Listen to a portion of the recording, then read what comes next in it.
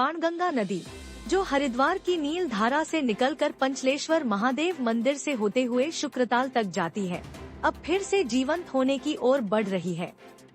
इस महाभारतकालीन नदी का ऐतिहासिक और धार्मिक महत्व है, लेकिन पिछले कुछ दशकों में इसे तटबंधों के जरिए बंद कर दिया गया था। अब इस नदी को पुनर्जीवित करने की उम्मीद जगी है। हरिद्वार सांसद और पूर्व मुख्यमंत्री त्रिवेंद्र सिंह रावत ने इसकी धारा को फिर से बहाल करने का संकल्प लिया है। उनकी पहल पर IIT रुड़की की टीम ने नदी का स्थलीय निरीक्षण कर इसकी संभावनाओं को टटोला। करीब 60 किलोमीटर लंबी यह नदी अब सिर्फ बरसात में बहती है, जबकि कभी इसके किनारे बसे गांवों में गंगा स्नान जैसे पर्व आयोजित होते थे।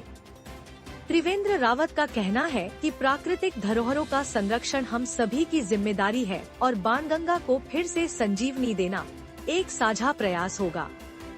स्थानीय लोग भी अब आशा कर रहे हैं कि आने वाले समय में बाणगंगा एक बार फिर उसी गरिमा और प्रवाह के साथ बहेगी, जैसी कभी पांडवों के युग में बहती थी। देखो, ये पंचलेश्वर महादेव जो है पौराणिक मंदिर है। ये जब द्वापर युग समाप्त हो रहा था, कलयुग आ रहा था, तो उस समय से हम महादेव स्वयंभू के रूप में, पिंडी के रूप में शिवलिंग निकले हुए हैं। यहाँ ये जो उल्टी बहने वाली गंगा है, इसको बाणगंगा भी कहते हैं। पश्चिम वाहिनी गंगा है, जो मतलब भारत में लगभग 1-2 नदियाँ ऐसी है जो पश्चिम की तरफ बहती हैं।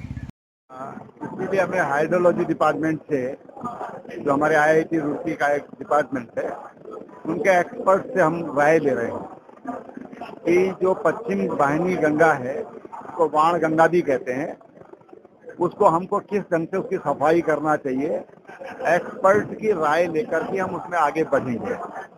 मोटे तौर पर अभी हम लोग उसकी जो ऊपरी सफाई है वो हम लोग उसमें लेंगे। जैसे घास है, उसमें घास उसके हटाने का काम करेंगे। कुछ जो वेस्ट लोगों ने वहाँ डाला है अपने घर परिवार का, लोग कपड़े डाल देते हैं, पन्नियाँ डाल देते हैं, तो उसको लेकर के हम अभी सफाई शुरू करेंगे। और हम चाहेंगे, मैंने ब्लॉक प्रमुख जी से अनुरोध किया है कि एक परमानेंट हर गांव की एक समिति बन जाए कि जो प्रतिवर्ष उसमें अपना योगदान करे स्वच्छता की दृष्टि से।